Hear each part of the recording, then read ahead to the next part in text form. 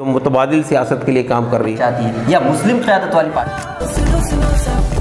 सुन लो मेरी बात बातों में बड़ी बात, वोट की ताकत जान के कर लो देश का विकास। संविधान को पता चुनकर काबिल नेता अब दोस्त को ये बता, सारे जहां से अच्छा हिंदुस्तान हमारा, सारे जहां से अच्छा हिंदुस्तान हमारा, सारे जहां से अच्छा। टाइम्स में आपका स्वागत है। मैं हूं आपके साथ मुनव्वर आलम। 2019 के इस इलेक्शन में जो लोग चुनाव लड़ रहे हैं उनमें एक नुमायां और प्रसिद्ध नाम कासिम रसूल इलियास का है।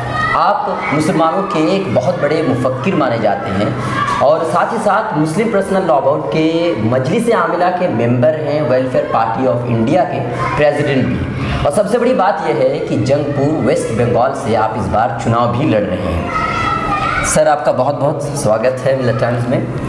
सर, सबसे पहला सवाल ये है कि आपने जंगपुर वेस्ट बंगाल को ही क्यों चुना? क्योंकि वो प्रणब मुखर्जी का बहुत अपना लोकसभा सीट कही जाती है, या फिर ये कह लीजिए कि पिछले 4 मरतबा से प्रणब मुखर्जी जीत रहे हैं या उनके बेटे जीत रहे हैं। ऐसे में आपको नहीं लगता कि जंगपुर में आपका जाना आपके लिए मुश्किल नहीं होगा? देखिए, जंगीपुर मुर्शिदाबाद डिस्ट्रिक्ट का एक पार्लिमानी हलका है और हमने इस हलके का इंतखाब 2 वजह से किया है। एक वजह से तो ये कि ये मगरिब बंगाल का मुर्शिदाबाद डिस्ट्रिक्ट जो है वो इंतहाई बैकवर्ड इलाका है और जंगीपुर उसमें और नुमायां है। देखिए, बैकवर्ड इलाका होने की वजह ये नहीं है कि वहाँ पे यानी हमेशा से बैकवर्डनेस रही है, लेकिन देखिए वहाँ पे 70% मुस्लिम आबादी है और वहाँ से पिछले 14 बार से जो लोग MP इलेक्ट होते रहे हैं, 7 बार CPM के लोग और 7 बार कांग्रेस के लोग। वहाँ जो लोग हैं ख़ासतौर से मुसलमान, तालीमी एतबार से इंतहाई पसमानदा, माशी एतबार से इंतहाई बदहाल और सेहत के एतबार से बहुत ज़्यादा इमराज का शिकार। आप जंगीपुर में जाकर देखिए तो वहाँ पर एक भी यूनिवर्सिटी नहीं है, जबकि उसके बगल में नाडिया डिस्ट्रिक्ट वहाँ 3 यूनिवर्सिटियाँ हैं और प्राइमरी और सेकेंडरी के एजुकेशन सेंटर भी जो है वो बहुत मियारी नहीं है। फिर आप जाइए जंगीपुर में जूट पैदा होती है, पटसन, और वहाँ का आम बहुत मशहूर है, लेकिन वहाँ ना जूट की प्रोसेसिंग होती है, ना आम की कोई मैंगो इंडस्ट्री है, यानी ना पल्प इंडस्ट्री है, ना जूस की कोई इंडस्ट्री है। मकई होती है वहाँ पे, कोई इंडस्ट्रियल डेवलपमेंट नहीं हुआ। तो लोगों के लिए माश का बहुत बड़ा मसला है। तकरीबन 7 से 8 लाख लोग मजदूरी करने के लिए पंजाब से केरला तक जाते हैं और वहाँ पर चंद बड़े बीड़ी के ताजिर हैं, बीड़ी बनती है वहाँ पे, और आप देखिएगा छोटे बच्चे और गरीब औरतें सब बीड़ी में दिन भर बीड़ी बनाती हैं और दिन भर बीड़ी बनाने के बाद जो उनको मजदूरी मिलती है 100 या 150 रुपये। बंगाल का ट्रेडिशन है। जबकि बंगाल में स्टेट गवर्नमेंट ने जो मिनिमम वेजेस एक्ट बनाया है उसमें 297 रुपीज़ 297 रुपये जो है वो मिनिमम वेज रखा है, तो किसी को मिनी वेज नहीं दिया गया। और इसके नतीजे में क्या होता है कि बीड़ी में काम करने वाले लोग जो हैं उनको कभी TB हो जाती है, कभी अस्थमा हो जाती है और बेशुमार बीमारियाँ हो जाती हैं, लेकिन कोई अच्छा हॉस्पिटल नहीं है। एक बड़ा हॉस्पिटल है, वो भी सहूलियात से आ रही है। सही, फिर भी अगर वहाँ के जो मुस्लिम हैं, जैसे बंगाल के अगर मुसलमानों की बात करते हैं, या बहुत ज़्यादा जो है ममता बनर्जी पर भरोसा करता है, ममता बनर्जी भी उनके लिए बहुत ज़्यादा ख्याल रखती है, तो आप वहाँ पर गए तो वो आपको कैसे भरोसा कर ले? वहाँ पे तो वो ममता बनर्जी को भी जगह नहीं दे रहे हैं, तो आपको कैसे वो जगह दे देंगे? देखिए, पहली बात तो मैं बताना चाहता हूँ आपको कि इस ढकोसले को भी हमें निकाल देना चाहिए कि जो सेकुलर पार्टियाँ हैं वो मुसलमानों के लिए कुछ काम कर रही हैं। देखिए, वहाँ 30 साल कांग्रेस की हुकूमत रही है, 34 साल लेफ़्ट पार्टीज़ की हुकूमत रही है और पिछले 7 साल से तृणमूल कांग्रेस की हुकूमत है जो माँ माटी मारूस का नारा लगा कराई थी। सबसे बुरा हाल मगरिब बंगाल में मुसलमानों का है। मुसलमान 28% है पॉपुलेशन के एतबार से, तालीम एतबार से पसमानदा, माशी एतबार से बदहाल और सियासी एतबार से बेवजन और बेवक़्त। सियासी एतबार से इन तमाम पार्टियों ने उनको सिर्फ अपना वोट बना दिया है। और ख़ुद इन इलाक़ों में आप जाइए, जंगीपुर के इलाके में जितने क्रिमिनल एलिमेंट हैं वो सब पार्टी सब, पहले वो CPM के साथ थे, अब वो सब तृणमूल कांग्रेस के साथ है। पिछले दिनों वहाँ पे पंचायत का इलेक्शन हुआ तो लोगों को वोट तक डालने नहीं दिया गया, पूरे पूरे बूथ कैप्चर कर लिए गए। तो मैं ये कहना चाहता हूँ ये जो मुजरिमाना निगलिजेंस है, गफलत है इन सियासी पार्टियों की, और उनका गालिबन मत में नज़र यही है कि वो मुसलमानों को एक वोट बैंक से ज़्यादा अहमियत देने के लिए तैयार नहीं है। और आप जाइए जंगीपुर में एक और ख़ास बात आपको मिलेगी कि जो लोग गरीब है, बेरोज़गार हैं, वो या चाय की दुकानों में बैठे हुए हैं, वहाँ टीवीज़ लगे हुए हैं, टीवी देख रहे हैं प्रोग्राम, फिल्में और सीरियल, या कैरम बोर्ड लगे हुए हैं, हर जगह पे बड़े बड़े कैरम बोर्ड लगे हुए हैं, वो कैरम खेल रहे हैं। तो ये तो वहाँ के, ये तो लोगों के ऊपर है कि वो चीज़ों पर ध्यान नहीं देते। नहीं, मैं आपको बताना चाहता हूँ वो क्या है मसला। और आप मुस्लिम इलाका नहीं, पूरे जंगीपुर में जा बजा आपको इतनी लॉटरी की दुकानें मिलेगी कि जिसको आप यानी सोच भी नहीं सकते, कहीं आपने देखा नहीं होगा। इतनी लॉटरी की दुकानें, लॉटरी, हर आदमी लॉटरी बेच रहा है। और अभी ममता बनर्जी ने पूरे मगरबी बंगाल में पंचायतों में शराब की दुकानों खोलने के बड़े पैमाने पर लाइसेंस दे दिए। तो ये जो एक शेर था ना अल्लामा इकबाल का, मस्त रखो ज़िक्रो फ़िक्रो सुबह गाही में से, पुख्ता तर कर दो यूँ मिजाज खानखाही में से, वो एक दूसरा पस मंज़र है। यहाँ भी है कि मस्त रखो शराब में, इन्हीं लग़वियात में इन्हें, ताकि ये असल इशूज़ पर तवज्जो न दे सकें, जो असल इशूज़ हैं, मुतालबा ना कर सके हुकूमत से कि ये दीजिए ये दीजिए। अच्छा, फिर भी एक बात है, लोगों का कहना ये है कि जैसे आपकी जो पैदाइश है वो हैदराबाद है, और आप जहाँ पर आपकी परवरिश होती है वो महाराष्ट्र है, आप दिल्ली में काम करते हैं और जंगीपुर में जाकर के आप इलेक्शन लड़ते हैं। लोगों का कहना ये है कि जो जनता है आजकल की, वो कभी नहीं चाहती है कि कोई दूसरा बाहर ही आकर के हम पर हुक्मरानी करे, वो लोकल लीडर को चाहते हैं। ऐसे में आपको नहीं लगता है कि वहाँ के लोग किसी भी हालत में आपको चुनने से जो है गुरेज करेंगे? पहली बात तो मुझे बता दूं कि प्रणब मुखर्जी भी जंगीपुर या मुर्शिदाबाद के नहीं है, बंगाल के तो हैं। ठीक है, बंगाल के हैं। और बंगाल की ये रिवायत रही है कि बंगाल से बाहर के लोग इलेक्ट होते रहे हैं। बीजेपी से के जो वहाँ के एक सिख MP आते हैं निकल के वहाँ से, दार्जिलिंग से, वो भी पंजाब के हैं, वो वहाँ जैसे इलेक्ट होते हैं। लेकिन ये देखिए सियासी पार्टियों में अभी आप देख रहे हैं कि राहुल गांधी वायनाड से लड़ रहे हैं, केरला से जाके लड़ रहे हैं। वहाँ तो लोग नहीं कह रहे हैं कि आप यहाँ मलयालम ज़बान नहीं बोलते, यहाँ क्यों आ गए आप। बंगाल में भी हमें एक आदमी नहीं मिला जिसने मुझसे ये कहा होगा कि आप यहाँ से क्यों इलेक्शन लड़ रहे हैं, एक भी आदमी नहीं मिला। लोगों ने वेलकम किया, लोगों ने कहा कि नहीं। देखिए असल मसला इशू है कि ये, पहली बात तो ये कि ये मेरा फैसला नहीं है, ये हमारी पार्टी का फैसला है। और पहले हमारी के बीच गया था हमारी पब्लिक ओपिनियन में, तो उन्होंने ऐसा कहा था कि जो आजकल जो है जनता बाहरी को पसंद नहीं करता, इसीलिए मैंने आपको ऐसा कहा। और नहीं, ऐसा नहीं है। मोदी साहब वाराणसी से इलेक्ट हुए, बाहर ही नहीं थे कि वो गुजरात के आदमी थे, वो यहाँ UP से इलेक्ट होकर गए, कुछ ज़्यादा ही फेमस हो गए थे इसलिए। नहीं, ऐसा कुछ नहीं है। देखिए मसला ये होता है कि आज देखिए असल चीज़ ये होती है कि MP का काम क्या है। MP का काम है पार्लियामेंट में आकर, पार्लियामेंट के अंदर मुल्क के सामने जो सवालात खड़े हुए हैं पॉलिसी बनाने में, प्रोग्राम बनाने में, वो काम करे। इलाकाई आदमी चाहे वो नाकारा हो, चाहे वो बेकार हो, लेकिन वो इलाकाई आदमी आना चाहिए, ये असबियत है। लेकिन ये मैं बताना चाहता हूँ आपको कि ये जंगीपुर के लोगों में ये चीज़ नहीं है। दूसरी बात ये थी कि हम लोग जो है वहाँ पर सिर्फ इलेक्शन लड़ने के लिए नहीं गए, हमारी पार्टी वहाँ बहुत ज़माने से काम कर रही है। 2012 में हमने पहली बार वहाँ से पार्लियामेंट का इलेक्शन लड़ा था प्रणब मुखर्जी के ख़िलाफ़। जब प्रणब मुखर्जी वो बन गए थे, राष्ट्रपति बन गए थे, तो उनके बेटे ने वहाँ से इलेक्शन लड़ा था, उसके खिलाफ में लड़ा था, अभिजीत मुखर्जी। और उस वक्त हमको सिर्फ 23 दिन मिले थे, और 23 दिन में जो कोई भी तशरीह हमने की उसके नतीजे में हमको 42,000 वोट मिला था। तो देखिए मैं पहली बात तो ये बताना चाहता हूँ कि हम जो है वहाँ सिर्फ इलेक्शन लड़ने के लिए नहीं गए, हम वहाँ के लोगों की जो यानी बदहाल लोग हैं और मफलूकुल हाल लोग हैं, उनकी जो गुर्बत है, बेरोज़गारी है, उनकी जो मायूसी है, जो क़ुनूतियत है, मुस्तक़बिल का ख्वाब देखना उन्होंने छोड़ दिया है, उनके बच्चे भी कोई बड़ा ख्वाब नहीं देखते हैं, हम असल में उनके अंदर ये एहसास जगाने के लिए गए हैं। अच्छा, इस बार आपको लगता है कि इस बार 40,000 वोट से ज़्यादा आपको वोट मिलेगा?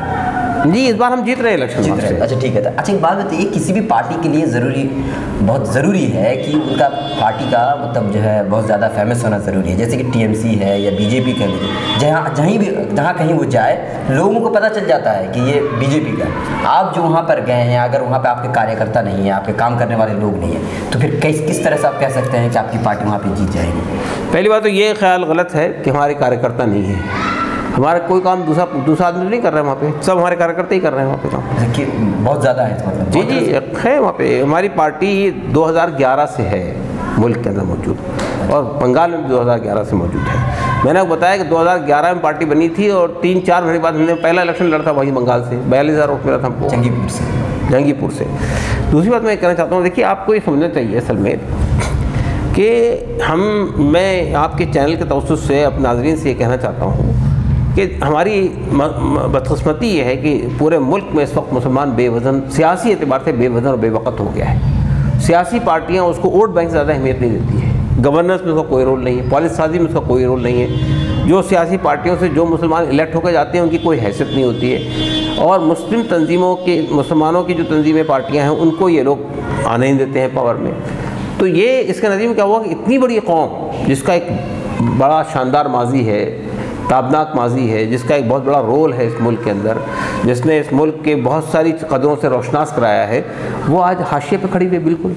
अच्छा एक बात पूछना चाहूँगा, मिल्लत ट्राइब्स ने अभी कॉन्क्लेव कराया था जिसका एजेंडा यही था कि जो मुस्लिम जो उम्मीदवार हैं वो सेकुलर पार्टी से टिकट ना लेकर के वो जो मुस्लिम क़यादत वाली पार्टी है उससे टिकट लेकर के जो बहुल इलाके हैं, मुस्लिम बहुल इलाके, वहाँ से वो इलेक्शन लड़े और जीते। उसके बाद जो सेकुलर पार्टीज़ हैं उनसे कहे कि वो इनसे अलायंस करने के बाद, गठबंधन करने के बाद सरकार बनाए। तो इस पर आपका क्या कहना होगा, जो आपने कहा अभी कि जो मुसलमानों की जो सियासत से पूरी तरह से वो खारिज हो गए, तो इस हिसाब से अगर मिल्लत टाइम्स नहीं, असल देखिए मैं इस आइडिया से इत्तेफाक नहीं करता हूँ। ये मतलब मेरा क्या कहना है, देखिए ये जो मुस्लिम घेटोनस है ना, हम मुस्लिम पार्टी बनाकर मुसलमानों के इलाकों से लड़कर हम पार्लियामेंट में, असेंबली में आए। भाई देखिए समाजवादी पार्टी यादवों की पार्टी है बुनियादी तौर पर, लेकिन वो कभी यादवों की पार्टी नहीं कहती अपने आप को, पूरे मुल्क की तमाम इंसानों की पार्टी बनती है। 7% यादव है उत्तर प्रदेश में, 19% मुसलमानों को वोट मिलता है उसको, बाकी और वोट मिलते हैं तो पावर में आ जाती है वो।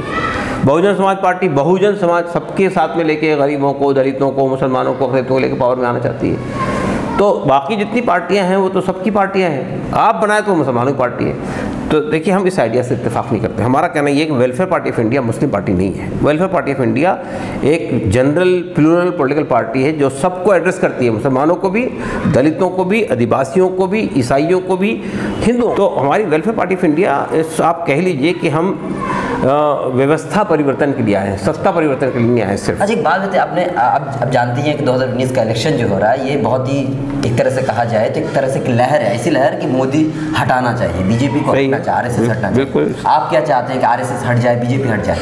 नहीं, हर आदमी चाहता है, हिंदुस्तान का हर आदमी चाहता है कि। फिर आप एक बात बताइए, आप जंगीपुर से चुनाव लड़ रहे हैं, वहाँ टीएमसी जो है उम्मीदवार उतार रही है वो भी मुस्लिम है, सीपीएम जो उम्मीदवार उतार रही है वो भी मुस्लिम है। आप एक बात बताइए, आप भी वहाँ पे मुस्लिम हैं, तो आपको नहीं लगता कि मुसलमानों का जो वोट है वो बिखर जाएगा, इंतशार हो जाएगा, जिसकी वजह से नुकसान हो जाएगा? और मैं आपको बताऊँ बीजेपी के भी कैंडिडेट मुसलमान ही है वहाँ से, ये भी सुन लीजिए आप। फिर भी इतने सारे मुस्लिम हो जाएगा तो कौन जाएगा, जीतेगा? अगर मुसलमानों का वोट बढ़ जाएगा बिलफर्ज, आपका ख्याल से बढ़ जाएगा बिलफर्ज, जीतेगा कौन वहाँ से? बीजेपी तो जीत नहीं सकती वहाँ से। बीजेपी को मैक्सिमम वोट वहाँ अब तक जो मिला है वो 80,000 85,000, और जीतने वाले कैंडिडेट को 3,75,000 वोट मिला है, 76,000 वोट मिला है।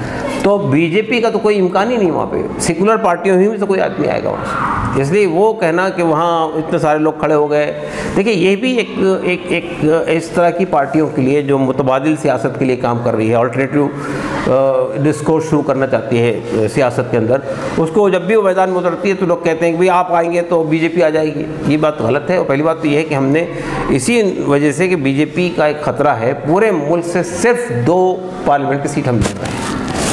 तो इसलिए मैं ये कहना चाहता हूँ आपसे कि हम खुद इस खतरे को महसूस करते हैं। हमने जहाँ भी कैंडिडेट दिया है वहाँ इस खतरे को देख करके यहाँ पे बीजेपी के जीतने का कोई इम्कान नहीं, कोई इम्कान नहीं किसी भी। आपने कितनी सीटों पर अपना उम्मीदवार उतारा है? सिर्फ 2 सीटों पर उतारा है, और दोनों भी मगरबी बंगाल से उतारे हैं। अच्छा, एक जंगीपुर से और एक कूच बिहार से।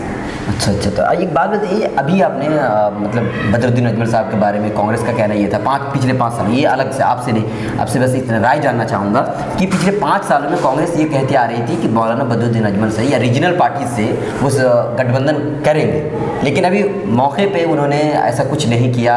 बदरुद्दीन अजमल साहब ने 14 सीटों में से सिर्फ 3 सीटों पर उम्मीदवार उन्होंने उतारा, लेकिन कांग्रेस ने 14 सीटों पर ही उम्मीदवार उतार दिया और गठबंधन भी नहीं किया। इस पर आपको क्या कहना होगा कि जो सेकुलर पार्टीज़ है, रीजनल पार्टीज़ को कमज़ोर करना चाहती है या मुस्लिम क़यादत वाली पार्टीज़ को कमज़ोर करना चाहती है? देखिए, मेरा मानना यह है कि कांग्रेस और जितनी भी पार्टियाँ हैं, सेकुलर पार्टियाँ, वो इसको बर्दाश्त नहीं करती। वो समझती है कि मुसलमान तो हमारा बंधुआ मजदूर है, उसको तो किसी और के पास जाना ही नहीं चाहिए। और वो समझती है कि अगर बदरुद्दीन अजमल से हमने एक बार माहिदा कर लिया तो उसकी हैसियत वही होगी जो इस वक्त में इंडियन यूनियन मुस्लिम लीग की केरला में है। वो एक परमानेंट अलाई बन जाएंगे, इक़्तिदार में हमारे साथ वो हमेशा रहेंगे और उनकी ताकत में इजाफा होगा। इसलिए कि आसाम के अंदर 31% मुसलमान है ऑफिशियली, और उससे कहीं ज़्यादा है। कांग्रेस को डर है इस बात का, तो कांग्रेस को खतरा महसूस कर रही है इस बात को कि भाई मुसलमान, हालांकि ये बिल्कुल गलत महूम खतरा है। बीजेपी अगर कांग्रेस के इस अड़ियल रवैये की वजह से इस बार जो वहाँ के लोगों के अंदर इसके बीजेपी के ख़िलाफ़ फ़िज़ा बनी हुई है, उस फ़िज़ा को सही से अगर वो इस्तेमाल करना चाहती तो बदरुद्दीन अजमल साहब ने उसको माहिदा करना चाहिए था। और बदरुद्दीन अजमल और कांग्रेस मिल के इलेक्शन लड़ते तो 100% ये ग्रुप जो है वहाँ से पूरी सीटें निकाल लेता। सर, लास्ट क्वेश्चन आपसे ये होगा कि कांग्रेस ने जो मैनिफेस्टो तैयार किया है, बीजेपी ने जो मैनिफेस्टो तैयार किया है, तो इस हिसाब से टीएमसी ने जो मैनिफेस्टो तैयार किया होगा, आपने जो मैनिफेस्टो तैयार किया है, इन चीज़ों में क्या फ़र्क होगा कि आपको जंगीपुर के जो भी जनता है वो आपको चुने, उनके बीच में क्या फ़र्क होगा? आपकी बेहतर क्या चीज़ें क्या हैं? देखिए, पहली बात मैं बताऊं आपको, हमने मुल्क के लिए तो पूरे मुल्क के लिए एक मैनिफेस्टो तैयार किया है, लेकिन जंगीपुर के लिए ख़ास तौर पे एक अलहदा मैनिफेस्टो बनाया हमने। अच्छा, देखिए हम जंगीपुर के लोगों के अंदर एक जोश, एक वलवला, एक अज़्म, एक हौसला, मुस्तक़बिल को देखने की एक उम्मीद, अपने नई जनरेशन के लिए ख्वाब देखने की उम्मीद उनके अंदर पैदा करना चाहते हैं। सिर्फ पैदा ही नहीं करना चाहते हैं, बल्कि हमने ये वादा किया है कि अगर हम यहाँ से मुंतखब हो गए तो उस सूरत में हम ये करेंगे। मिसाल के तौर पर हमने एजुकेशन सिस्टम में क्या एम्पावरमेंट हम लाएंगे, माशी तंगदस्ती को दूर करने के लिए हम क्या इक़दाम करेंगे, वहाँ के लोगों की जो सेहत और उसके जो खासकर उन लोगों के लिए एक स्पेशल मैनिफेस्टो जंगीपुर असम्बली के लिए हमने बनाया है। और वहाँ के जो बुनियादी सवालात लोगों के सामने खड़े हुए उन सबको एड्रेस किया है, नौजवानों के इशूज़ को एड्रेस किया है, बीड़ी वर्कर्स के। देखिए, जो लोग काम कर रहे हैं बीड़ी वर्कर, अफसोस साथ मुझे कहना पड़ता है कि उनको ना तो मिनिमम वेजेस मिलते हैं, ना हेल्थ इंश्योरेंस मिलता है, ना उनके जो बहुत सारे समाजी मसाइल होते हैं उसको हल किया जाता है। और जो लोग बाहर जाते हैं दूसरे स्टेट में जॉब करने के लिए, वहाँ जो इनसिक्योरिटी वो फील करते हैं, जैसे अफराजुल का कत्ल हो गया, बंगाल के रहने वाला आदमी था वो, और उनका कोई आदमी मर जाता है तो उसको कई हज़ार रुपये खर्च करके उसकी लाश को लाते हैं वो लोग। तो कोई स्टेट गवर्नमेंट उसके लिए तैयार नहीं, ना बंगाल की स्टेट गवर्नमेंट तैयार है, ना जिस स्टेट में वो लोग काम कर रहे हैं उसके लिए तैयार है। तो कभी आपने आवाज़ उठाई, आपकी पार्टी ने कभी इन चीज़ों के लिए आवाज़ उठाई? मुसलसल आवाज़ उठाई है हमने, इन तमाम चेहरों पे आवाज़ उठाई है, लेकिन इस बार हम पूरी ताकत के साथ मैदान में आए हैं और लोगों से ये कह रहे हैं। अभी हमने तमाम वहाँ के जितने भी मजदूर लोग हैं उनके कार्ड बनाना शुरू किए हैं, हम उनको रजिस्टर्ड कर रहे हैं अपने साथ में, फिर लेबर कमीशन से रजिस्टर करवाएंगे और उनकी जितनी फैसिलिटीज़ है उनको मिलनी चाहिए वो सब दिलाएंगे। वहाँ पे जितनी गवर्नमेंट की स्कीमें सब बनाती है सरकार, चाहे मरकज़ी गवर्नमेंट बनाती हो चाहे स्टेट गवर्नमेंट बनाती है, उसको हम डिलीवर करवा के देंगे वहाँ पे इंशाल्लाह। आपका बहुत बहुत शुक्रिया। नाजरीन, ये थे कासिम रसूल Ilyas, welfare party of India के प्रेसिडेंट, और इस बार जंगीपुर से इलेक्शन लड़ रहे हैं। अब देखना ये होगा कि ये पूरी तरह से पुरज़्म है, हौसला बुलंद है, इनका कहना यही है कि जंगीपुर से जीत जाएंगे। वक्त ही बताएगा, 23 मई में जो रिज़ल्ट आने वाला है उसी वक्त आपको पता चलेगा कि कासिम रसूल इलियास जंगीपुर से जीते हैं या नहीं। अगर आप हमें फेसबुक पर देख रहे हैं तो हमारा चैनल, अगर आप हमें फेसबुक पर देख रहे हैं तो हमारा पेज लाइक करें, अगर हमें यूट्यूब पर देख रहे हैं तो हमारा चैनल सब्सक्राइब करें और बेल आइकन को ज़रूर दबाएं।